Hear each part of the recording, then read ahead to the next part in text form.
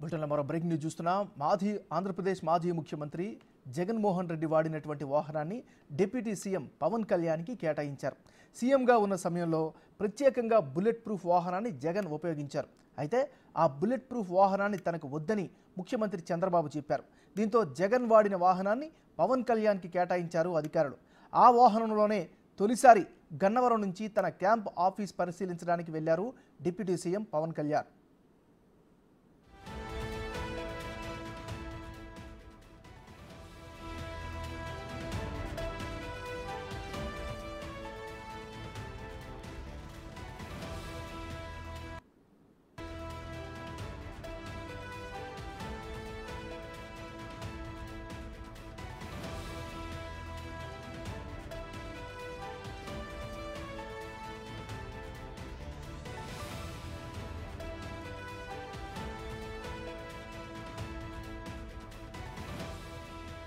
బులెటిన్లో మనం breaking news చూస్తున్నాం. ఆంధ్రప్రదేశ్ మాజీ ముఖ్యమంత్రి జగన్మోహన్ రెడ్డి వాడినటువంటి వాహనాన్ని డిప్యూటీ సీఎం పవన్ కళ్యాణ్కి కేటాయించారు.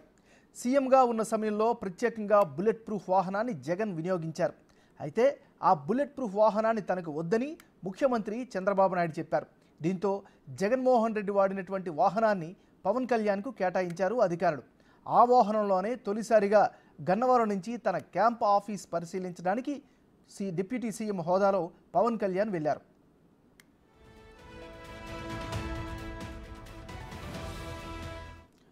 బులెటిన్లో మనం బ్రేకింగ్ న్యూస్ చూస్తున్నాం. ఆంధ్రప్రదేశ్ మాజీ ముఖ్యమంత్రి జగన్మోహన్ రెడ్డి వాడినటువంటి వాహనాన్ని నూతనంగా ఎన్నికైనటువంటి డిప్యూటీ సీఎం పవన్ కళ్యాణ్కి కేటాయించారు. ఇక ఇదే అంశానికి సంబంధించి మరింత తాజా సమాచారాన్ని మా రిపోర్టర్ మల్లికార్జున్ లైవ్లో అందిస్తారు. మల్లికార్జున్,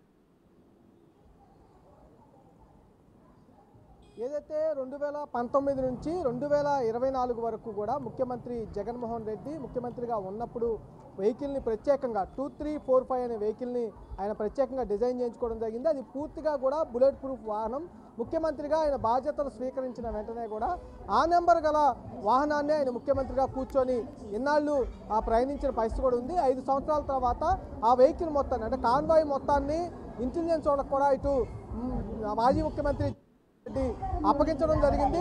ఈ నేపథ్యంలోనే ఏదైతే చంద్రబాబు నాయుడు ముఖ్యమంత్రిగా ప్రమాణ స్వీకారం చేసే ముందు ఏదైతే సంబంధించిన చంద్రబాబు వెహికల్ కాన్వాయ్ని రీప్లేస్మెంట్ చేసే క్రమంలో ఈ వెహికల్స్ అన్నింటినీ కూడా రీప్లేస్మెంట్ చేసేందుకు వాళ్ళకి అది అంటే ముఖ్యమంత్రి చంద్రబాబు నాయుడుకి ఇంటిమేషన్ ఇవ్వడం జరిగింది.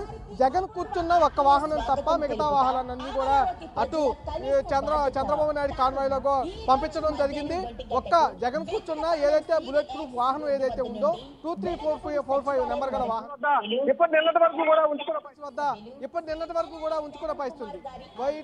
ఎప్పుడైతే ఉప ముఖ్యమంత్రిగా ఉన్న పవన్ కళ్యాణ్ ఏపీలోకి అడుగు పెట్టడం జరిగిందో బాధ్యతను స్వీకరించిన తర్వాత నేరుగా ఆయన గన్నవరం ఎయిర్పోర్ట్కి రావడం జరిగింది ఉదయం 10 గంటలకి.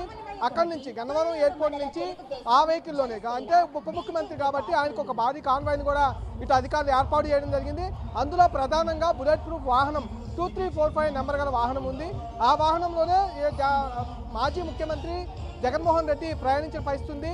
అదే వాహనం ఇప్పుడు చంద్రబాబు నాయుడు ఆ వాహనాన్ని పక్కన పెట్టడం అది ఇప్పుడు అధికారులు పవన్ కళ్యాణ్ కేటాయించడం జరిగింది. ఎందుకంటే ఉప ముఖ్యమంత్రిగా పవన్ కళ్యాణ్ కొంత ప్రొటెక్షన్ అనేది ఇవ్వాలి కాబట్టి కంపల్సరీగా బుల్లెట్ ప్రూఫ్ వాహనం అనేది కేటాయించాలి. ఇక్కడ ఉన్న బుల్లెట్ ప్రూఫ్ వాహనం ఏదైతే ఉందో ఆ బుల్లెట్ ప్రూఫ్ వాహనాన్ని పవన్ కళ్యాణ్కి కేటాయించడం జరిగింది.